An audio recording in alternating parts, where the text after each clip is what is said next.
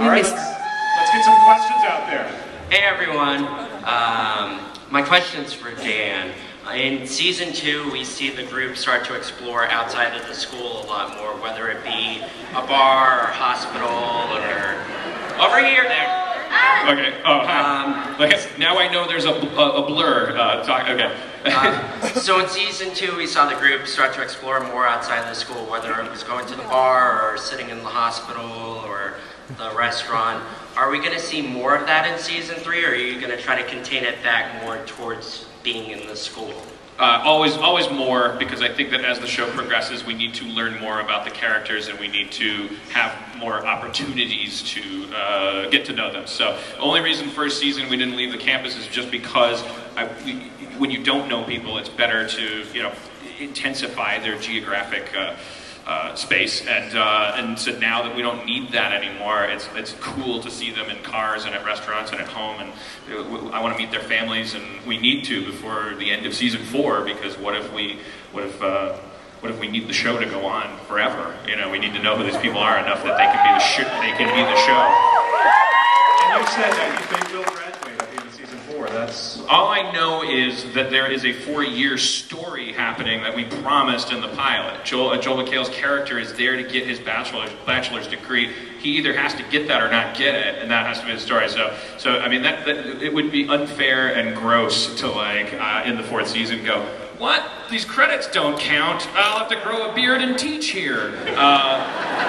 No one's gonna high-five me for that. So we need the show to last forever. But we need to respect it, and I need to tell that story. He's got to get his degree and complete his journey. Everything we do on the show is us trying to get high fives. So that's pretty much it. It's like, will people high five me for that? Usually yes. Is this the same guy asking the same question over and over?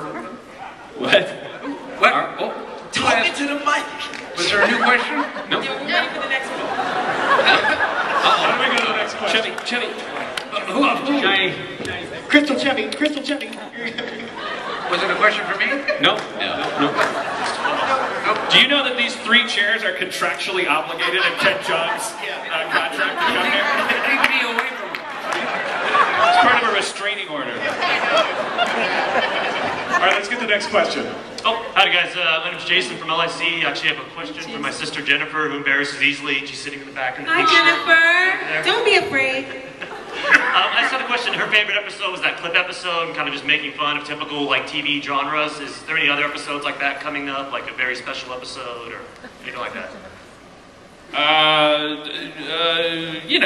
don't know, man. We kind of, that's a good question, and I'm a bad answerer. Every episode's always going to be... Dan, as you can see, almost every episode we deal with Alzheimer's, so... It gets really dark. Chevy's character is going to go through a major cosmetic surgery that's going to turn him into a different gender. I'm not going to spoil it. I'm not going to tell you what gender. But it's going to be very special, and it's going to have shades of a Showtimey kind of feel to it. We're going to do a cool episode. In the first 6, I'll tell you, there's an episode where you get to see multiple timelines.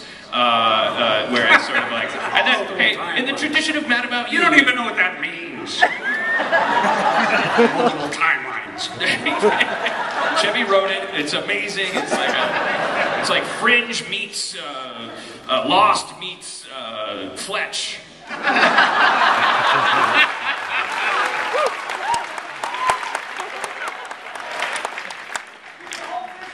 Hi, huge fan of the show. My question is for Dan Harmon. I recently read the pretty lengthy interview you did about the show, and I was on AV Club, I think. Anyways, I was wondering if you could speak a bit more and elaborate on how you choose the members of your writing team and what you look for. Do they each work on one character, or do they do a lot? And as always, pop. Yeah, pop. They have to be geniuses. They have to be able to do everything right. You know, you try to look for joke writers and scripts and balance them with story writers and stuff. But the community writers need to be good at all of it because the show hangs by their thread at late mornings and everybody at late night writing sessions. So they need to be jacks of all trades. And so I look for scripts that on the first page I understand everything and I laugh at them laughing twice. And I don't know. I'm just looking for geniuses because I depend on them. Looks like we got a question down here. Someone wants to know, where did Troy's and Abed's handshake come from? You guys want to recreate it for the crowd?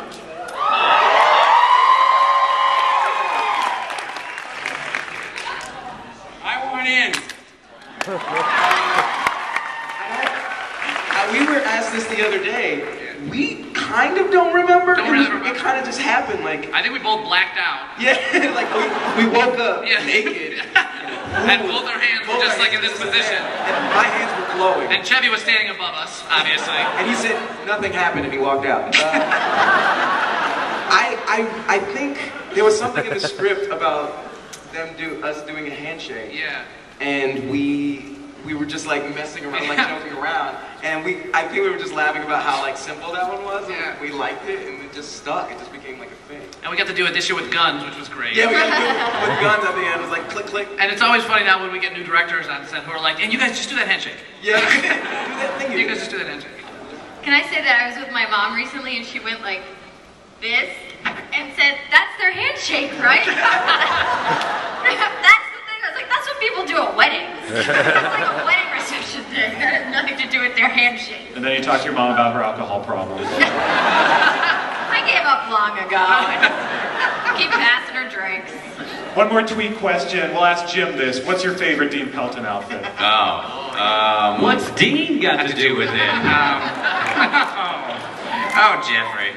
The music department is baroque. I think it's flat baroque. I probably thoroughly enjoyed a little Tina Turner. You know, I mastered some heels action. What about your sister's? My sister's 4th of July outfit, of course. That was actually a very hard extra for the 4th of July one because that was the only one where I had to do a whole scene where I was facing a ton of background the whole day. So I got self-conscious, got me just stand there in between shots, and you inevitably see people like whispering or pointing. I felt like Coco and Fame. I started crying. Next question from the audience. This question's for Donald. When is your new album take this, coming out? Donald. And can you freestyle a preview? When's the new album coming out? And a preview, is that what you said? Okay, the album should be coming out September, October. It's really good. Allison heard some of it. She really liked it. I'm playing it for the other guys. And okay, you guys will probably like this verse a lot because people really seem to like it since we're at Comic-Con. I'm what is it? Yeah, these rappers are afraid of him because I'm a beast bitch grr, invaders him.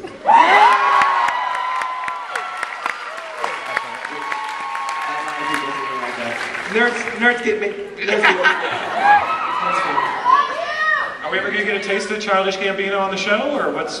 He's been in a couple of stuff. Ludwig, who's here, who composes. Ludwig. He co-produces all my music with me and stuff like that. But he put Childish Gambino like in the part where we're like sing-a-ling-a-ling, sing-a-ling-a-ling, ding dong. That's one of my songs, Not Going Back. Yeah. the piano chord is like ding ding ding. And there was another the thing that me and Gillian when we're singing the Jesus song. Oh. That beat's from, That's a beat. That's a Childish Gambino. That's the first song in Cul-de-sac. Beatitudes? Different. Yeah, the Beatitudes. That boom boom. Yeah, sure. He sneaks it in a lot. Ludwig is working on something very, very special for the first episode right now. Our first episode has a very special season premiere opener that Ludwig is heavily invested in. I think people are going to enjoy it. They just help wave. All right, we got one final question from the audience.